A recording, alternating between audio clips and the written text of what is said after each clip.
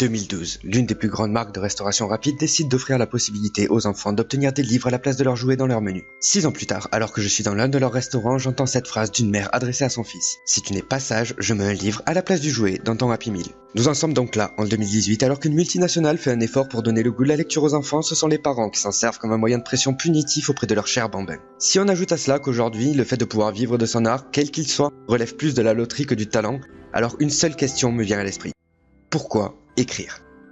Et aussi fulgurante que la question, la réponse me saute aux yeux. Elle part d'un constat très simple qui ne s'applique pas qu'à l'écriture. Si vous chantez dans le seul espoir d'être un jour une star internationale, vous avez moins de chances d'y parvenir que de finir seul, sous votre douche, à chanter le dernier tube de l'été. Au même titre, si vous montez une chaîne YouTube simplement dans le but d'agranger un jour l'équivalent du PIB du Yémen, vous tomberez dans les méandres de l'oubli du web aussi vite que vos illusions. Et bien sûr, si vous écrivez pour être vénéré comme Tolkien, pour avoir la renommée de Stephen King ou les milliards de J.K. Rowling, vous aurez plus de chances de finir dans les menus Happy Meal. Alors pourquoi écrire? La question ne se pose pas, vous n'avez besoin d'aucune raison, d'aucune motivation, ce n'est rien d'autre qu'une nécessité. Vous avez cette histoire, cette intrigue, cette épopée, ce récit, ces personnages, ces lieux qui grandissent dans votre esprit et qui trottent dans votre tête depuis trop longtemps. Alors vous avez besoin de l'extérioriser, de le voir exister autrement qu'en pensée, de le poser noir sur blanc pour nulle autre raison que de l'inscrire dans votre réalité. Dans ce cas-là, bienvenue, vous êtes un artiste comme mon cœur sait les apprécier, un passionné qui crée pour le simple plaisir de créer. Je ne vous dis cependant pas que votre art doit rester caché ou votre seule propriété. Il est aussi beau de créer que de partager. Tout ce qui compte est la raison pour laquelle vous le faites. Si vous trichez avec celle-ci, vous ne vous mentez qu'à vous-même, passant volontairement de l'artiste à un simple produit marketing.